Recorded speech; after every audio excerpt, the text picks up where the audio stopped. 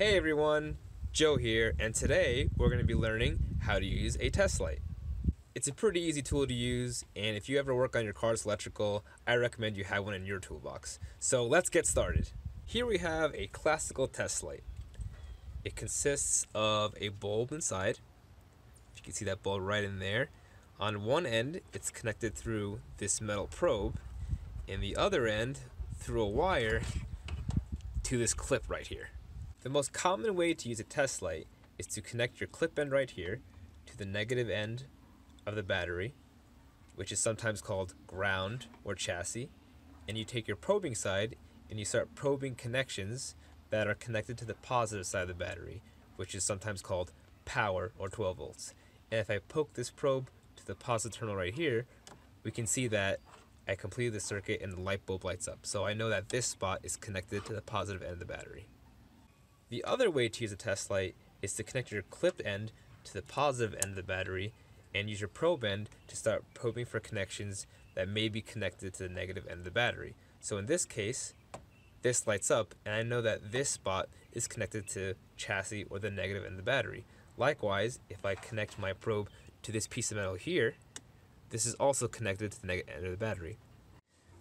A common application for a test light is to check to see if a fuse is blown. So for example, I have my fuse box underneath the dash over here inside the car.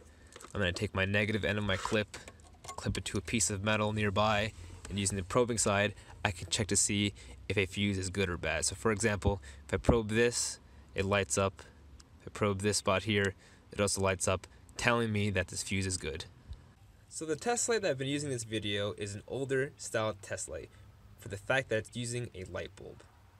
The newer ones actually have LEDs inside them, and if you focus in on here, you can see there's one LED over here and another one here. This is to show you that you're either probing a power or a ground connection. This is a nice feature, but the real reason why modern test lights use LEDs is because they use less current. The older style ones that use a light bulb will draw more current than the LEDs. This is important because if you were to probe the wrong wire in a modern car, you might be potentially drawing too much current from a wire connected to the computer and be damaging the circuits inside. Therefore, if you use a test light that has LEDs in them, you have a less chance of damaging your car. And just to demonstrate, to show you how the LEDs illuminate, I'm going to first test for power. And we can see that I have a red LED on. And reverse the connections. You can see that I'm testing now for ground and a green LED illuminates. If you want to buy a test light of your own, you could easily find them at your local auto parts store like Advanced Auto Parts, Napa, AutoZone. You could even get them at Walmart, Target, Amazon, whichever store you prefer. If you're paying $9 to $15, that's a pretty fair price. Any more and you're probably paying too much. With that being said, I'm going to show you some different types of test lights that you can buy. And if you look at the one over here, this looks just like mine. It's not exactly like mine, but it's very similar to it. It has a medium-sized probe. It has a clear handle, so I can easily see if the bulb is damaged or not, if it's connected. It has a spot where I can take it apart to get to the bulb to service it, which is pretty important. You want this for your test light. It has a strain relief for the wire so that it can't easily break off the test light. It has a straight wire instead of a coiled wire. More on this in a bit. And it has a alligator clip that looks like this. This is my clamp of choice. I just feel like it makes a better connection. The clamps that I'm not too fond of in a test light look something like this. It has a spring in the middle.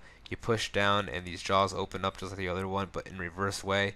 It doesn't seem to make a really good connection when I've used them in the past. They easily slip off from the internal chassis of a car, and it just makes it pretty cumbersome to work with. So I don't really prefer these at all. Here's an example of a test light with a coiled wire. Coil wires are pretty cool because you can have a longer length wire in a small profile. Coiling the wire up makes it easier to put in your toolbox and makes it long when you need it. I don't really like them because it just feels kind of springy when I'm pulling it around. So that's just my personal preference.